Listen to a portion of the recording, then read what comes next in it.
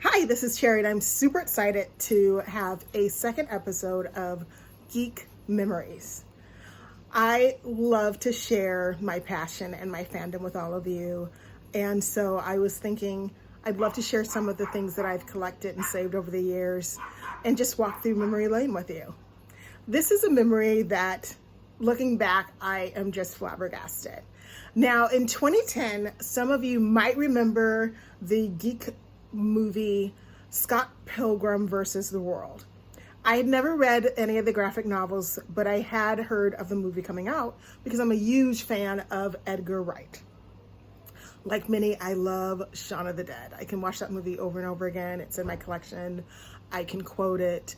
And so when this movie came out, I thought, well, I think it's going to be a lot like Shaun of the Dead with the same kind of humor, but Scott Pilgrim is definitely not like Shaun of the Dead.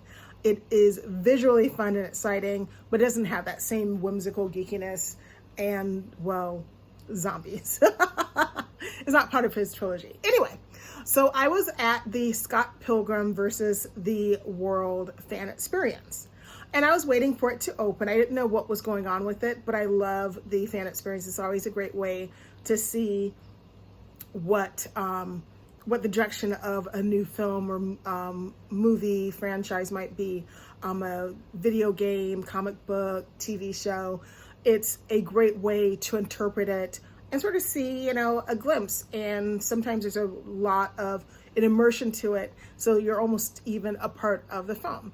Now, with Scott Pilgrim versus the World, I was waiting for it to open, and I was sitting down in front of the stairs. And I noticed this guy was kind of sitting there, and I struck up a conversation with him. And we're talking about San Diego Comic-Con, how it was one of the first ones I'd been to. I asked if he'd been to one before, and he said no. I said, I've never been to anything this big before, and he said, yeah, it's huge. No one does it like the way the Americans do. Well, of course, he has this charming accent, and I love a British accent.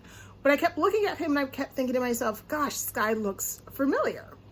So being me, I'm talking to him, my mind is kind of whirling, and I'm thinking, did I work with him?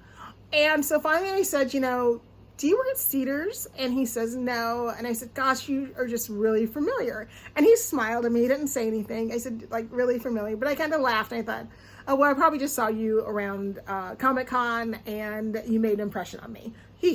That's my flirting game. It's not the best, but that's how I roll. So we chatted for about, 10, 15 minutes. It wasn't that long.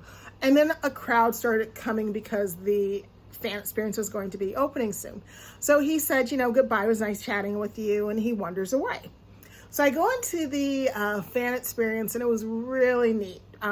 People who are more familiar with Scott Pilgrim were not as shocked about it, but I was, since I hadn't seen anything. And I have, to this day, my beloved T-shirt, 100% Egyptian cotton, that I used to wear all the time. As you can see, I've loved it a little bit too much because it is super wrinkly. I have like holes in it. Even though I used to hand wash it, I was so careful with it, but it just did not. It's been over 10 years. So let's be honest, this is definitely a T-shirt that was well made and beloved by me. It even has this logo on it, which I love, from San Diego Comic-Con. And on the very back of the T-shirt, it has Scott Pilgrim image.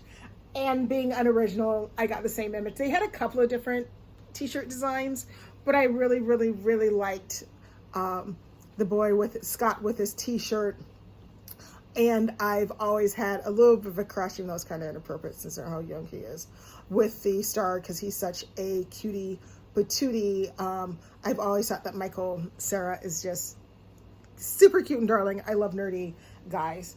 But that's my fun, goofy memory with one of my favorite directors. I regret to this day that I did not just straight up ask, who are you? You look really familiar. But even if I had absolutely nothing with me to ask for an autograph. And normally I don't ask for autographs from people, but he's one of the few people that I definitely would have asked for an autograph.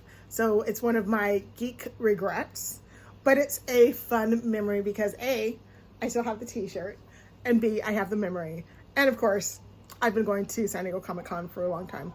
This year we will not be having San Diego Comic-Con because of COVID-19.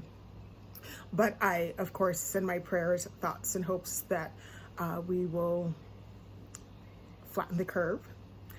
Big thanks to all the people who are frontline workers. And thanks to everyone who, like myself, is staying at home to flatten the curve, to not only keep ourselves safe, but to keep other people healthy, to not spread the contagion. But that's my geek memory, and I will have another one coming up. I just have to sort through some of my things to see what I should talk about next. Thank you so much for watching. Please subscribe to my YouTube channel, Cherry Los Angeles. And of course, follow me on Twitter and Instagram at cherry_LA, because I'll give little hints and clues about the upcoming videos. Thanks so much. And leave a comment about one of your favorite geek memories.